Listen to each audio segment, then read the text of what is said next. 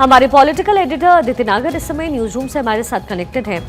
अदिति, एक तो प्रत्यर्पण की मांग लगातार सरकार कर रही थी, एक लंबे समय के बाद प्रत्यर्पण तैमूर राणा का हुआ, लेकिन सरकार की कोशिशों में इसे कह सकते हैं कि एक तरीके की जीत है, क्योंकि एक एक करके इस तरीके के मास्टरमाइंड्स का प्रत्यर्पण भारत करवा रहा है दूसरे देशों से। ये अपने आप में एक बड़ी कामयाबी है।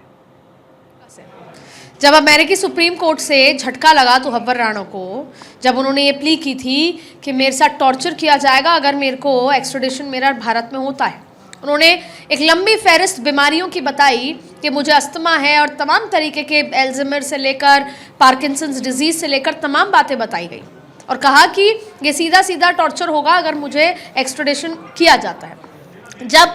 उसको झटका लगा और फिर आपको याद होगा फरवरी में जब प्रधानमंत्री नरेंद्र मोदी अमेरिका गए और डोनाल्ड ट्रंप ने अपनी स्पीच में ये कहा, इस बात का जिक्र करते हुए, डेविल पीपल करते हुए, 21/11 का मुंबई के हमले का जिक्र करते हुए कहा कि ये भारत को हम सौंप रहे हैं। अब आपने कहा इसको कैसे देखें? ये कूटनीतिक और लीगल बड़ी जीत है। ऐसा नहीं है कि पहले की सरकारों में नहीं आए या लगातार जो जिस तरह के जिन पे आरोप होता है वो वापस आते हैं, लेकिन अमेरिका से प्रत्यर्पण अपने आप में एक बड़ी बात बताता है। अक्सर कई बार जिक्र होता है अमेरिका के रुख का भारत के साथ, कभी टैरिफ कभी ये, पर ये जो है, देखिए शिखा, आपके जहन में भी जब मैं 21/11 का जिक्र करती हूँ या कभी 26 नवंबर को हम याद करते हैं, हर एक व्यक्ति 140 करोड़ वो मुंबई में रहते थे या नहीं, सबकी अपनी अपनी एक कोई मेमोरी जुड़ी है, क्योंकि या तो आपके रिश्तेदार मुंबई में रहते थे या मैं अपना जिक्र करूं तो मैं तब मुंबई में पढ़ाई कर रही थी,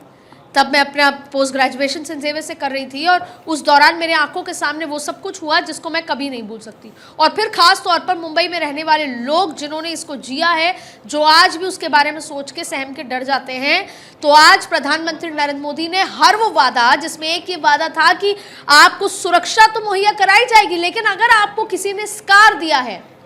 तो उसको बख्शा नहीं जाएगा। जब बात ये कहते हैं कि हम घर में घुसकर मारते हैं, हम पीस लविंग कंट्री है, हम सबसे पहले हथियार नहीं उठाते, ये अटल बिहारी वाजपेयी से लेकर पहले के ज़माने तक की भी बात थी, लेकिन अगर हमें कोई आंख दिखाता है तो हम उसे छोड़ते नहीं हैं। उसी कड़ी में एक बड़ी बात है कि भले ही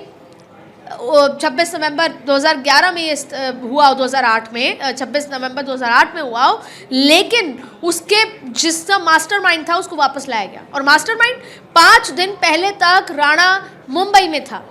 अपनी उन्होंने एजेंसी खोली थी वहाँ पर, ट्रैवल एजेंसी, जिससे पाकिस्तान से आए, जो पानी के रास्ते से आए हुए जो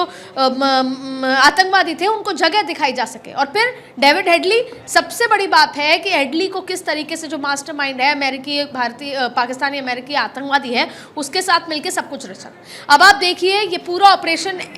NIA के अंडर में है। वहाँ पर IG स्तर के 2 अधिकारी गए थे, इसके अलावा होम मिनिस्ट्री के तमाम बड़े अधिकारी वहाँ पर मौजूद थे। किस तरीके से इसको हैंडल करके लाया जा रहा है, दूसरी बड़ी बात है स्पेशल प्लेन में लाया जा रहा है आज देर रात तक। हालांकि पूरी पुख्ता बात नहीं आई है क्योंकि सिक्योरिटी की बात होती है कि कब आएंगे, लेकिन NIA कस्टडी में उनको सबसे पहले रखा जाएगा, फिर NIA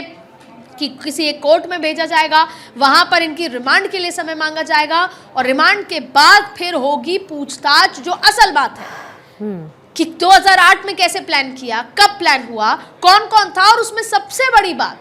जो प्रधानमंत्री नरेंद्र मोदी और भारत देश ये कहता है कि हम आतंकवाद को ना सपोर्ट करते हैं और जो देश आतंकवाद के लिए अपनी धरती को देते हैं उनका भी हम बहिष्कार करते हैं। और ये केवल भारत के किसी मन से नहीं, प्रधानमंत्री नरेंद्र मोदी ने हर बार जब कोई ब्रिक्स की बैठक होती है, बड़ी तमाम बैठकें होती हैं, तो हर बार आतंकवाद का मुद्दा उठाया है। और आज ये तस्वीर है,